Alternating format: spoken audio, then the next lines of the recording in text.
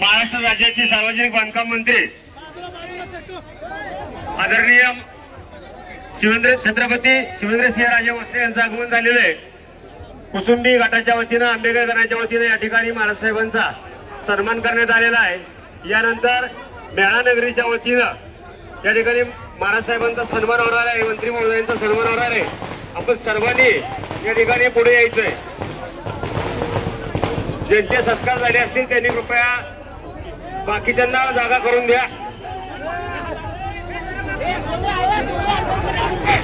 एका या ठिकाणी आपल्या महाराष्ट्र राज्याचे माननीय नामदार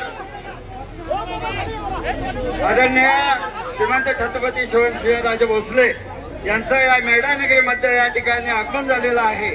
आणि या आगमनाने या ठिकाणी मेढा नगरीतील सर्व नगरपंचायतीचे सर्व नगरसेवक, सर्व ग्रामस्थ, सर्व महिला मंडळ, सर्व तरुण मंडळाचे सर्व प्रमुख कार्यकर्ते या ठिकाणी मोठ्या संख्येने उपस्थित आहेत।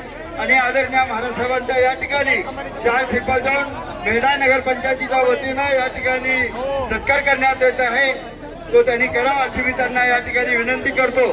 सन्माननीय शशिकांतजी गुरव, पांडुरंग बापू कांदेबाई देशमुख, सत्तोजी वारागडे, अनिलजी शिंदे, सर्वच आपण या ठिकाणी मान्यवर उपस्थित आहात। आपल्या सर्वांचं या ठिकाणी आपण आदरणीय महाराज साहेबांचं आपण स्वागत करीत आहात। या ठिकाणी सन्माननीय देशपांडे साहेब, आमचे मेढा नगरपंचायतीचे नगरसेवक, सर्वच नगरसेवक या ठिकाणी मोठ्या संख्येने उपस्थित आहेत। सर्वांच्या वतीने या ठिकाणी शिवाजी गोरे, आपण सर्वच या ठिकाणी मान्यवर उपस्थित आहात। सर्वांच्या उपस्थितीमध्ये या ठिकाणी महाराज साहेबांचा सत्कार होत आहे, तो त्यांनी करावा अशी मी त्यांना विनंती करतो। मोठ्या उत्साहामध्ये या ठिकाणी आपण आदरणीय महाराज साहेबांचं या ठिकाणी शाल श्रीफळ देऊन स्वागत करीत आहात।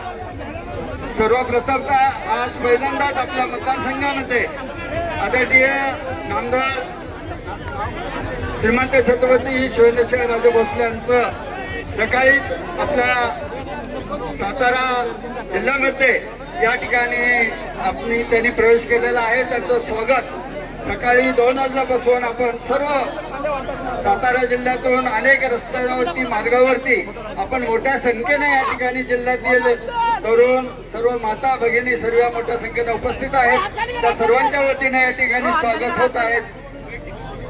त्याचप्रमाणे सर्वांना विनंती करण्यात येत आहे, आदरणीय सर्वात पूर्वनियोजित पुढे कार्यक्रम असल्यामुळे आपण जास्त वेळ घेऊ नये, कारण त्यांना आता मार्गस्थ करायचं आपल्याला। कृपया सर्वांना विनंती।